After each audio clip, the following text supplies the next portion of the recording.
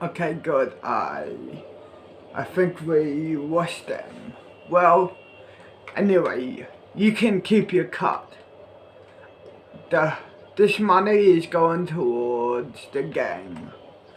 We have to split up though because the feds are looking for a group of us. Got it, boss. Got it. Okay, good. See ya.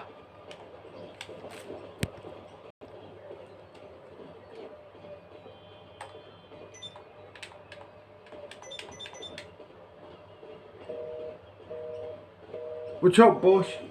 Yeah, I robbed the bank and the money what I robbed for like, I'm going to put towards the SM13 gang. Okay, got it. I will send someone to you now. You know what I mean? Yeah, gotcha. See ya. Let's wait, I guess. Cool. Here's the bag. Thanks. See you, boss. See ya. Oh, hi. It's the next day, as you can already tell. I got away, I bought me a new car. So, yeah. As you can already tell, it's the next day. Let's smoke some weed. Watch YouTube for now. You guys see how frozen this bottle is? Let's smoke a blunt. That's how cold it is out here. So I am taking intentions from Twitter. I asked you guys on Twitter for your intentions, and you guys gave me those intentions. And that's what we're going to be doing today. There's a lot of intentions on there, by the way. So I've just been taking the intentions from one single tweet. I haven't been, basically tweeting new intentions out. I've just been taking from that one tweet, and you guys have just been adding onto it every time. Without further ado, it's cold, but it is daytime. I want to do a daytime Randonautica video, and hopefully it spills into the nighttime instead of always starting at nighttime like we usually do. It's nice to see some daylight sometimes. Smash the like button. Let's get on with this video. Okay, guys, so I'm on Twitter right now going through a lot of these intentions. There's abandoned house, but like a camp. Yeah. So like a campsite maybe. A campsite. Abandoned camp, lost treasures, abandoned camp, lost treasures. Okay, here we go. It's generating. Manifesting abandoned camp, lost treasures, $1 million, some diamonds, maybe some warmth because it's cold out here. Preferably some sunlight. Would it help if I would dance to the lights? Would that help? Hold on, let's see. It's cold. It's icy. Oh, that made me really dizzy. Alright, we got our point. Anomaly found. It's a point that it's given us. It's in a forest somewhere. It's cold, but look at it. All the way here in a forest, like a construction area. What the hell could possibly be there? A camp. We were saying abandoned camp, right? Is that what we were saying? Abandoned camp? Yeah. Time capsule, abandoned camp, treasure, $500,000. That's all the stuff that they said. All right, let's go and follow. We'll see what we get. In a forest. We have to drive down this road here. There's a creek in between us and a little pond. It's probably frozen, so I wonder if we can walk on it. I don't know, man. I don't know what the hell we're gonna find in a forest in the snow. It's everything's frozen out here. What the hell can we possibly find out here, right? Everything's either frozen over or covered in snow. I'm not really gonna get nothing. Is that a turkey? I seen a turkey. I'm not really getting nothing from this. Usually the first 3 or 4 randos that we do are always duds, and we don't always put them in the video because we don't want it to be boring. We want to give you guys the action and the excitement only. But sometimes it might be cool to have some of the fails in there. Let me know in the comments below. Do you guys want to see more fails in these videos? All right, so we're heading to the point that it gave us. It shows that it's just up down that way.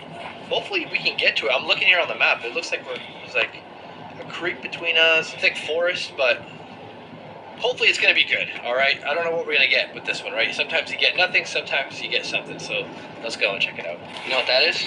What? That's nature's apple juice. Okay. You drink that, and you take it home. That's how apple juice is made. You just find it out in the wild. You wanna try it? Sure. Go ahead. So we're going into the forest. Looks like there's trail marks already. Someone been here?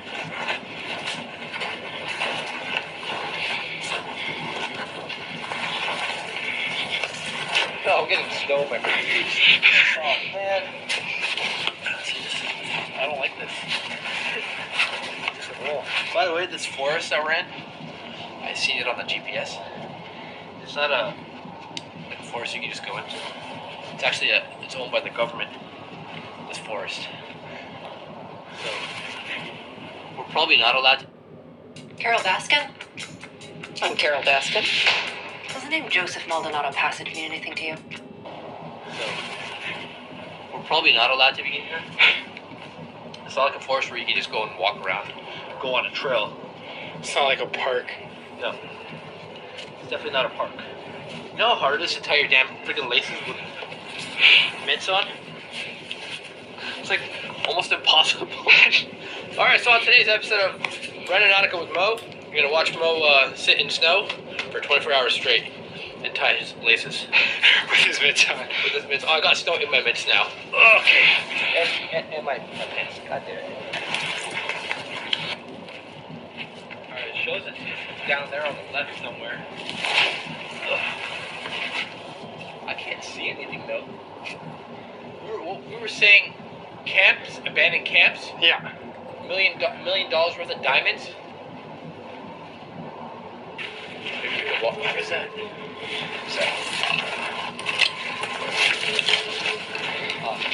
A red ribbon. Looked like there was like some sort of, I don't know if it was a person or some type of coloration or something.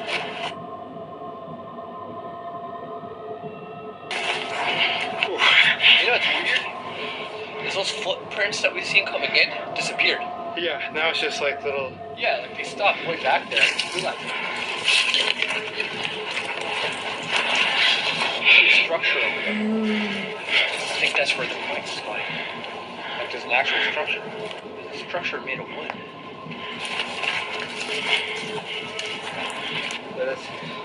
The foot traffic continues.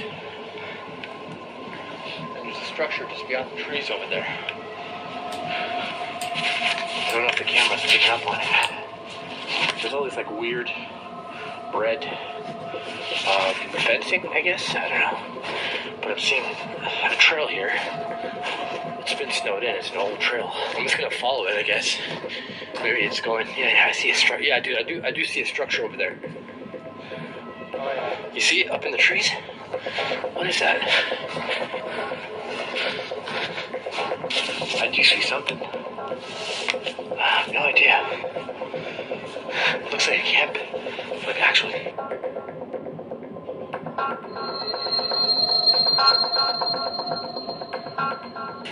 Oh, what the hell? Tree form. Like an actual tree. Yeah. What? Dude, that's pretty well made.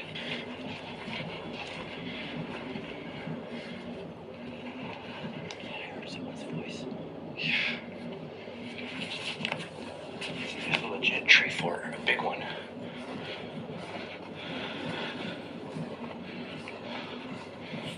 Right there, there it is.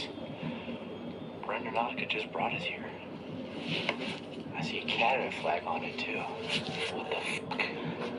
What the hell did Randonautica just bring us to?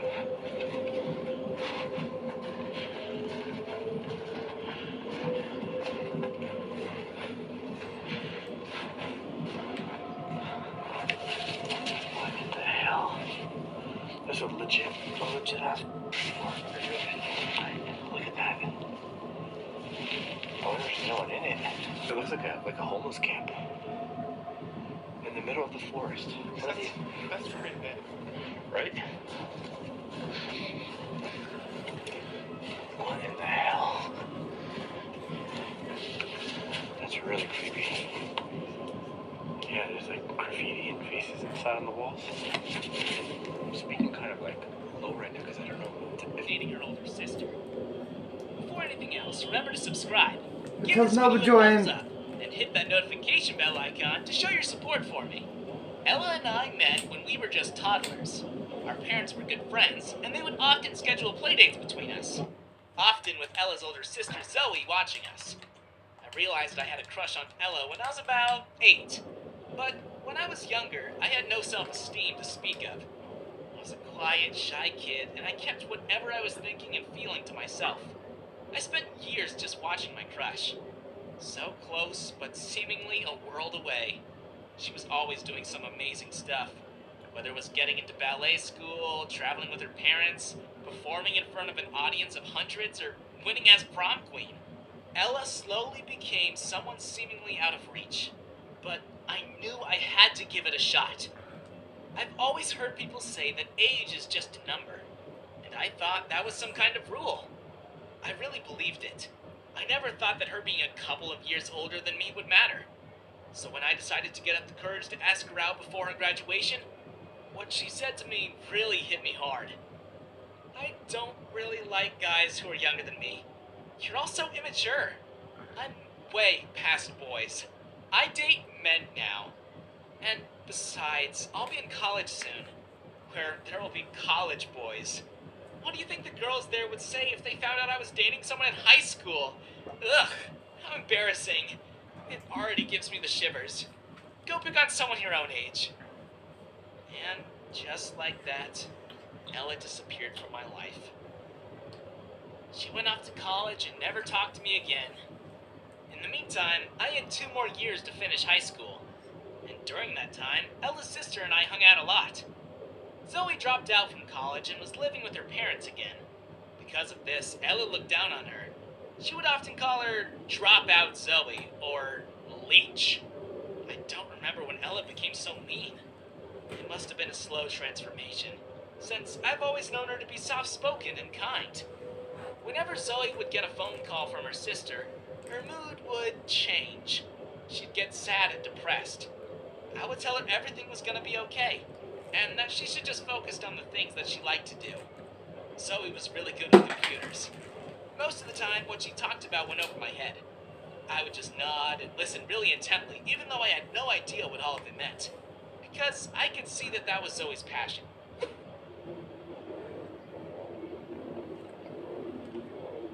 Nod and listen really intently, even though I had no idea what all of it meant. Because I could see that that was Zoe's passion. Whenever she talked about the code she's writing, her eyes would light up and she looked really, really beautiful. Even more than her sister. That's how I realized I never felt the same way about Ella. I never actually liked her. I just admired her for the things she'd accomplished. I never loved her. But I loved Zoe. In those 2 years we spent together, I got to know her. And before I left for college, I asked her out. She said yes. It was really tough because we were apart for a lot of the time. Zoe found a nice job in town which kept her busy. And there were lots of girls in college. None of them were as interesting and as awesome as her, though. Whenever I could, I'd drive down from my campus and we'd hang out. Sometimes she'd drive up and surprise me at school. And on holidays, I made sure I spent a lot of time with my girlfriend. That's how 4 years of my life went. Luckily, it all worked out between us. And on my college graduation, it made me really happy when I saw her seated beside my parents. 2 years after landing a stable job, I proposed to her. And I couldn't believe my luck when she said yes. Unfortunately, that news reached Ella, and apparently she was not happy about it. She came home as soon as she heard and sat her sister and I down to talk. Why would you want to marry him? Him, of all people! You know he tried to ask me out, right? Besides, what's he gonna feed you? You're already stuck in a dead-end job, typing around on your silly laptop. You have no real career! And now you're gonna marry some entry-level, low-income loser like him? I mean, come on! You're like, what, 6 years older than him? That's ridiculous! People are gonna call you a cougar! I found it all so ridiculous. I couldn't help but actually laugh. but tell us how you really feel, though. Whatever. You've been warned. Why don't you be more like me, Zoe? Look at you. You still live at home. I have my own apartment now. And my own car. And a boyfriend more famous than either of you can imagine. Yeah, sure. She was dating a real famous politician who picked her up at the theater she was performing at one night. In front of everyone else, Grant was Mr. Perfect. Yet the stories she told me when Zoe wasn't there didn't paint him in such a great light. And whenever they visited, I saw how he acted around her, and how he treated her. Ella texted me every night since my proposal. She would try to call me, but I'd always ignore it. In her text, she'd complain about her boyfriend, how he's always away, and how she feels lonely, how she wished I could come visit her. Yep, she wasn't subtle. The moment she heard I'd proposed, she launched Operation Get Ollie. Unfortunately for her, I wasn't interested in her in the least. I loved Zoe, and Zoe was always gonna be the one I was gonna marry. But my boyfriend's so annoying now. Just dump my sister already.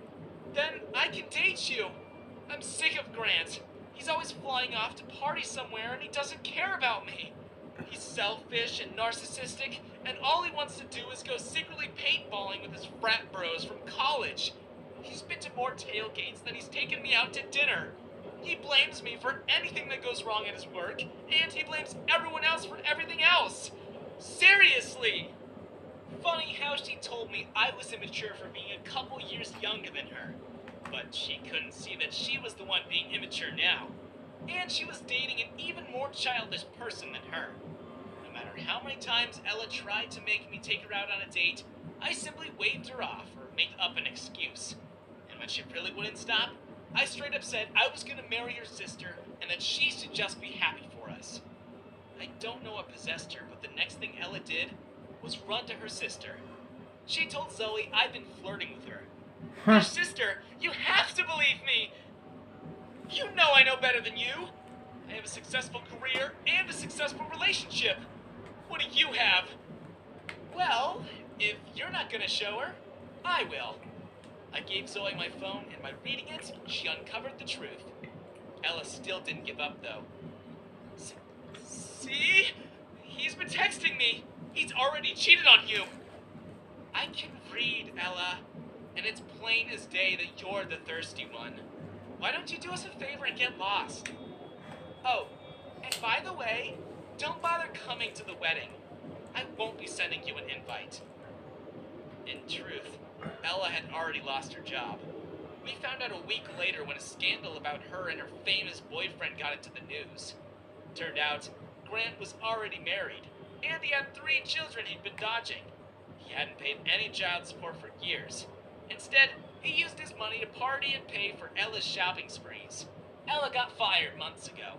She stopped going into work thinking her life was made, thinking she'd found someone who would pay for everything she wanted. It turned out, neither of them got what they wanted, and Ella had to move back into her parents' house. As the wedding drew closer, Zoe and I moved into our new house that she bought. See, it only took one successful software for Zoe's company to skyrocket, and Zoe was in charge of that project. She got promoted and got a massive bonus. Now she's even richer than Grant ever was. I'm not ashamed that my wife earns more than me, and Zoe always makes it a point to assure me that we are always equals no matter what. That's why I love her. On our wedding day, everything was perfect. The sun was out, and Zoe was more beautiful than... Let's pause it. Head inside, head to bed. Wake up in the morning, work, school.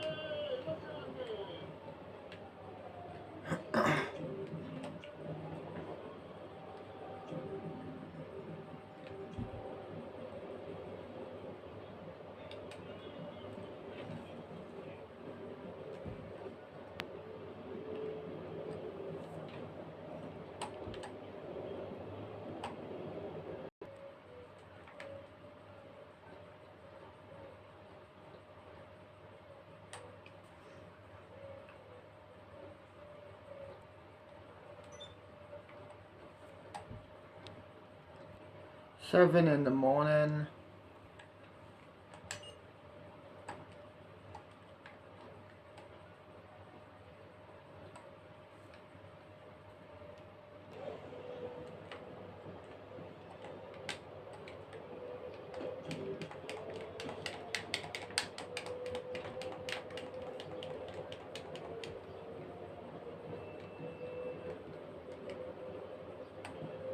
Of course, someone fucking stole my car. But oh well.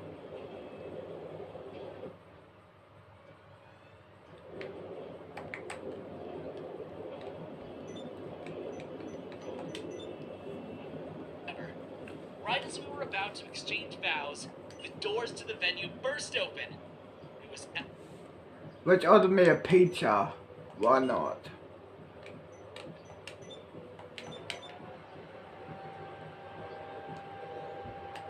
Yo, this is What's Having Uber Eats.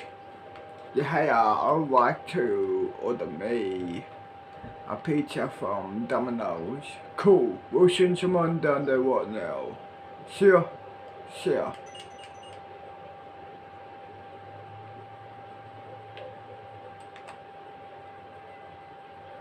So here. Ella.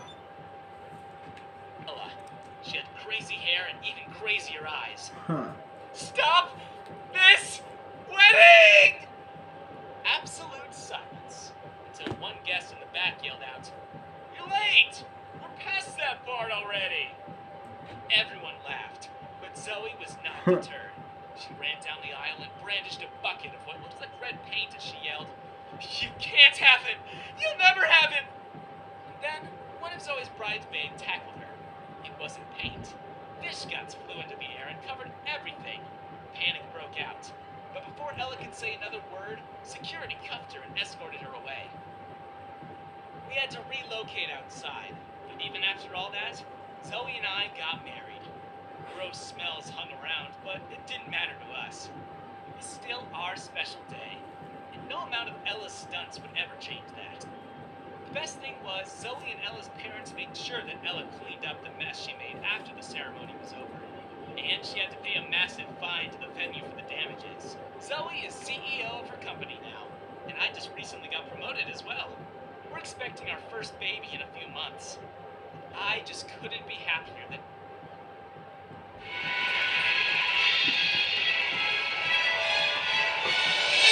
Subway floating footlongs are still available to order, only through the Subway app, and only while stocks last. Summer feels good at Subway. Handcraft is hard graft. It ain't the easy way.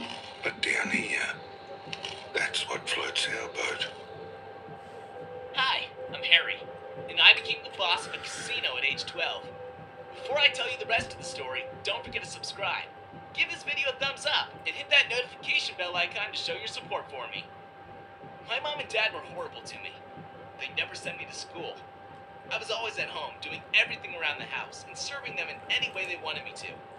I thought that was normal for a long time, until I noticed that they treated my sister entirely different. Every year, on her birthday, she would get tons of gifts. Every year on my birthday, I got to clean the chimney. Bella went to school, had friends, and slept in a massive room designed to look like a princess's tower. I got to wash dishes, do my family's laundry, and lived in a shed in our backyard. The only friend I ever made was the neighbor's dog, who always somehow found its way into our yard. His name was Chico. I didn't know much about the outside world, as I was never allowed out and was never allowed to watch TV. But from what little I knew that I had to wait until I was 18 if I wanted to be free of my family. But on my 12th birthday, everything changed. As I was sorting our letters, I found an envelope that had my name on it. I knew no one else except for my father, mother, and sister, so who could have sent me a letter? I tore the thing open and read it as quickly as I could manage. I wasn't great at writing, but by sneaking some of my sister's old discarded books into my shed, I taught myself how to read. It turned out I had an uncle, and he knew what my parents had done to me. He'd always been against their treatment of me, and so they never spoke, and he was never invited into our home. My uncle got rich through his hard work and good fortune. He became the owner of a casino. That was when my money-hungry parents started pestering him again. They kept asking him for money and telling him that the money they were asking him for was for my clothes and tuitions. But my uncle quickly found out that they were lying. From then on, he stopped all communication with my mom and dad. And he vowed that once I turned 18, he would take me away from them. Unfortunately, he got sick. And so he wrote to me and told me that when he passes, he was going to leave me everything he owned. and that his lawyers would make sure my family never sees a cent of it. He also asked me if I would like to leave my family's home and instead live in his estate. Of course, I told him yes. Now, I said I was bad at writing, but that night, I stayed up until I could write him a response. It was only a short letter, but I was glad I was able to somehow tell him how thankful I was, and that I wished I had more time to get to know him. Uncle Doug passed only a week later. I got the news when a bunch of women in expensive clothes came to our house. They told my parents they were Uncle Doug's lawyers. My mom and dad didn't even hide their happiness. They thought the lawyers were there to give them money. They thought Uncle Doug had left them something. They didn't even shed a tear for the poor guy. It was very satisfying to see their faces when the lawyers told them they were only there for me. They whisked me away in a limo, and in a few hours, I was in my new home. It was huge! It took the car 10 minutes just to drive from the front gates to the house. And Uncle Doug's house was easily 10 times as big as my parents' house. I inherited millions. And Uncle Doug left me his old staff to take care of everything. For once in my life, I was able to live a carefree life and somebody else was serving me. I still did my own laundry and dishes, even when the maids insisted against it, though. One day, my security guards reported that my mom, dad, and sister were at the gates. They demanded that I see them. At first, I was nice to them. I even invited them in and gave them snacks. But when I found out that they kept stealing stuff from the house whenever they visited, I banned them from ever getting in again. They came more often. Some days, they'd just stay by the gates like beggars, pleading for my guards to let them in. But I never did. They never showed me any kindness when I lived with them. And when I did welcome them, they stole. I decided I was done. But then, one day, I saw in the news that their house burnt down. None of them knew how to cook, and when they tried it, they caused a fire that burned down their whole street. When people dug further into my family's past, they uncovered my story too. A lot of people saw that story. They all hated them. I saw how people would recognize them outside and would throw rotten tomatoes at them. And that was when I took pity. They were still my family after all, and they were hated and had become homeless. I took them in. But don't you worry, I took precautions. I had them put up a bunch of cameras. I made sure they were never allowed to get out of the house. So That another way, join, they stole so join whatever it today. would still be in my property. And because I felt petty and wanted revenge for what they did to me, I had someone build a small shed in my backyard. That was their new house. I didn't let them live there for free either. If they wanted a house and food, they had to earn it. So I made them work for me. My mom was not having it. But you're just my son. You should be taking care of us. My dad echoed her sentiment. You're asking for too much. You already have lots of maids. Why should we serve you? My sister protested too. Serve you? Who do you even think you are? You're just some ugly, skinny wimp who got lucky. I wouldn't cook you breakfast even if you paid me. I was not going to give in to them anymore. I was already doing them a kindness by just welcoming them into my property and giving them a home. But all they've ever done to me was abuse my kindness. Oh, I'm not paying you. And I'd be quite thankful if you never cooked me breakfast, seeing as how cooking turned out for you the last time you did it. In fact, I'd ask you to stay far away from the kitchen. You get to have a home. You get to be safe from the people out there who hate your guts. You get to eat for free. And that's what you get. In exchange, you do exactly as I say. You clean the house, you clean the toilets, and especially the chimneys. If you don't know how to do it, some of my staff can teach you. Either that, or you pack up your stuff, and you can go and find a job in a home elsewhere. But I doubt anyone would ever hire any of you.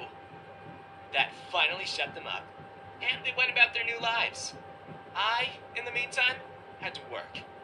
My uncle left me the job of managing his company, and I was not ready for it. I became the boss of a casino at 12, and I wanted to change a lot of things. I saw how casinos were run, and I saw how some things about it were dishonest. So, I moved to change the wrongs that I saw. At first, it was all great. The staff loved me. One of them even became my girlfriend. People always said she was just after my money, but Becca was pretty good to me, so I didn't listen to anyone. But as time passed and I began to change more and more things, the board of directors began to hate me. They hated that they weren't making as much money as they used to. So they fired me. They didn't care that my uncle used to own the place. Somehow they got their lawyers to get rid of me. And since I was just a kid who was only doing what felt right, it was too late when I tried to get back in control of things. My then girlfriend dumped me. That was when I learned that I should have listened to the people who warned me about Becca. She just confronted me as soon as I was fired. I just want you to know that since you're no longer CEO, you and I are done. What? We're in it for the free bags. Got fired. My family did too. My sister would always mention the incident whenever she got the chance. You know, nope. In this house, you should know. Becca always thought the world of herself. She always thought that she was the prettiest girl in the world. Probably because our parents always told her that. And the fact that she'd been making new friends lately made her gain her arrogance back. She was insulting me more often after I got fired, and I found out that she'd been using my name to gain clout on social media. She told people she was my sister and that she owned my house. That's how she made friends with an heiress. They ended up getting really close. And perhaps that's why she thought she could rebel against me. In her mind, her new friend would be her new savior. Turned out for my sister and Becca, their luck was worse than mine. Becca got fired for trying to date the casino's new CEO, and that same week, a company reached out to me. They said they wanted me to run their company, seeing as they'd seen my efforts to change the casino industry. The company was owned by my sister's new best friend. I accepted the job. Sienna and I became close, and we started dating. It drove my sister crazy. Her ugly brother is the heiress's boyfriend. And guess what? A week into working there, I saw Becca again, and she was one of our company's cleaning ladies. What happened next? You'll have to find out in part 2. My dad is sending me and my crush to space to live there for an entire year. Before anything else though, remember to subscribe, hit that notification bell icon, and give this video a thumbs up to show your support for me. Here you go. As far Here's your back as I can picture. remember, I've always dreamed of... Thank you so much. You're welcome. Have a good one. You too. Here's your money, by the way. Oh, thanks. See ya. See ya. Let's go eat the pizza. I guess. Here will do.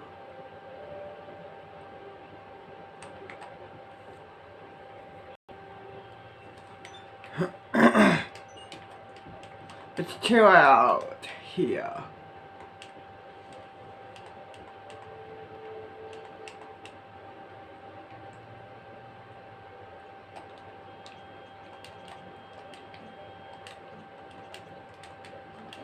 Give me a second. 3, 2, 1, action. Let's chill out here.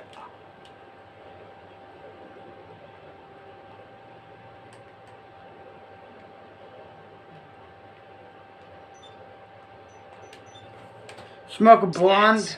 What I'm you gonna tell you do? about the time my crush, a popular student, paid me $10,000 to make her ex jealous. A little backstory to this.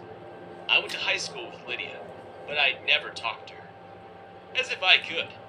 She was the type of girl with a presence so blazing that it was hard to keep up with her. I was scared to talk to her. When I found out she was going to the same college as I was determined to at least say hi for the first time. Okay, yes. Shit. It's a little strange to like someone you've never exchanged pleasantries with, but I couldn't help it. Whenever I would see her in the halls, she was just so vibrant. Well, ignorance is kind, I suppose. During the middle of my first semester, she approached me instead. I mentally malfunctioned so badly, it stuttered the soul out of me. It was dropped a bombshell on me. Do you want to go out with me? Cue mental malfunction number 2. I'm pretty sure she could visibly see me sweat, because I felt hot. Then she added with, I don't actually like you, I just want to make my ex jealous. Yep, all my hopes and dreams shattered. It wasn't exactly that dramatic, but at that moment, she said, his name is Mark. Tall, kind of scrawny, but has a history of violent outbursts. Of course. Of course, it's frickin' Mark. With a silent E. Everyone should have expected that. As soon as his parents named him Mark with an E on the end, they should have known he would be America's next most wanted. Despite that, I was like, okay. And if I see him and he tries to confront me, what do I do? She just shrugged and went, fight him. Excuse me? Mark with the silent E has a little history of violent outbursts. Yeah, right, I'm fighting him for your crazy self. But I did have a deal to honor, and it would have made me look bad for not following through on it. So I kept the charade up for 3 whole months. At first, it was cool. I actually got to know Lydia a little better, past her bitter self. She was a pretty chill person, for the most part. But then, she started getting more persistent. In the beginning, it was just social media, posts with us together. Then it was simple, cute videos, collages, albums, so on and so forth. And when she wasn't getting any messages from Mark, she was like, let's up the ante. And I was like, I am not doing a tape like Kim K did. And she said, not that, idiot. Just trust me. I did not, however, trust her. She then posted a video of us making out on her private Snapchat that only Mark and a few others have access to. Normally, I'd be like, dang, I'm into that. But I didn't. Mostly because Mark added me on Snap. Mental malfunction number 3. He was like, who are you? You Lydia's new man? Lydia was asleep by then, as I had stayed up to study. You got a and problem? it was close to 1 a.m. I had no idea what she wanted me to say, so I played it safe, and was like, yeah, been going out for a few months. Why? Mark told me to meet him at the college campus at exactly 8 a.m. the next You're day. gonna get beat the He fuck literally up. said, you, me, 8 a.m. Your college campus, tomorrow. Huh. Better be there. Yeah. I had to change my pants after that. I spammed Lydia with texts and calls, unrelenting. I don't know how long it took, but she finally called me back. And she was not happy. She was like, what are you doing spamming my phone? Go to bed, you weirdo. I was then like, yeah, I would. If your crazy ex-boyfriend didn't just plan to whoop my butt right in front of me. I sent her the screenshots, and all she said was, dang, it worked. You think? What was I supposed to do? I've never gotten into a physical fight before.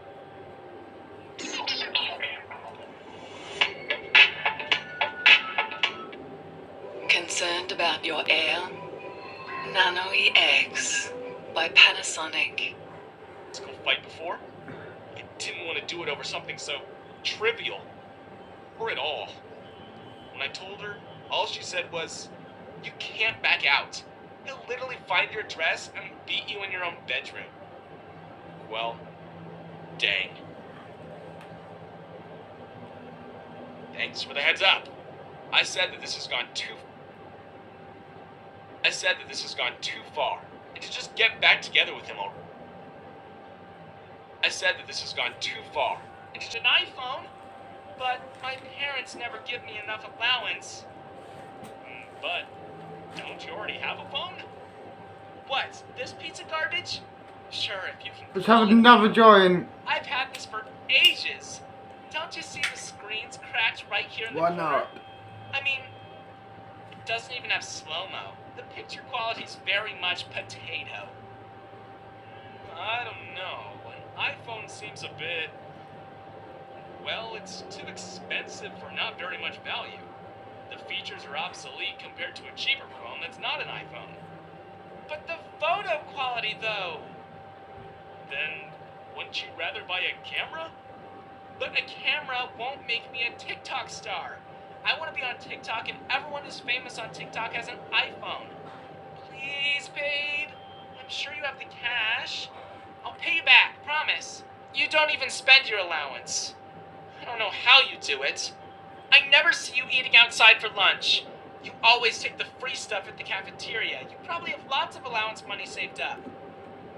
You could try eating at the cafeteria for once. Maybe you'll save up some allowance money too. Or maybe don't get a Starbucks every day. Rent. And I spent most of my time at school. So even when Nina found somewhere she really liked, I had to say no. And of course, Nina threw a tantrum. And why no? You said we could look at places. Exactly. I thought that's all we were supposed to do. I didn't sign up for actually deciding to move right now. And especially not at these prices. Why are you always so stingy? If you got a job, you can probably afford it. I could afford it. But you don't have anyone or a job. We headed to our last viewing with Nina and Valentine. When she saw the property, she worked out. She was no longer giving me the coach. Instead, she begged and pleaded for us to move there. I was a bit uncomfortable because I knew all of this. When Nina threw another tantrum, some guy came out from one of the rooms. Oh, hi. I'm sorry. I'm supposed to stay out of the way, but I couldn't help it over here. Are you guys thinking of renting here? Oh, you heard that, Billy? There's a... Be alone in your tiny... I'm making your missed payments. What? Who? But, well, take any more of Nina's tantrum. Alone in your tiny, ugly apartment. How about that? That was when I finally learned to say no. I just couldn't take any more of Nina's tantrums, and I decided to show her how wrong she was. I called my assistant. When I asked her some questions, I talked to the guy who said he was the owner. Jared, right? The guy's eyes widened. How do you know my name? Well, just couldn't take any more of Nina. Jared, right? The guy's eyes widened. How do you know my name? Well, my assistant says you're not legally allowed to advertise any part of this place for rent. So, I was wondering why you did. And apparently you missed 6 months of rent. I was wondering when you planned on making your missed payments. What? Who? But... Let me answer your questions for you. I'm the owner of this villa that you're renting. And I'm evicting you now for missing your rent payments. Oh, and by the way, before you try poaching somebody else's girlfriend, make sure you're not pretending to be someone you're not. Nina was speechless. Well, almost. Because after all that, all she said was, So, you own all this? You're rich? All this time and you didn't tell me? But does that mean we get to stay here? I get to live here? I laughed. Didn't you say you were gonna leave me for this guy? Go ahead. I get to live here, Nina. Not you. So, have fun looking for a new place with your new boyfriend. I threw them both out. And when I went home to my apartment, I left Nina's things outside the door. I moved into my villa. I only had it because my dad gave it to me as a graduation gift. But I never liked being showy. The guy who rented there was right, though. The view of downtown was amazing.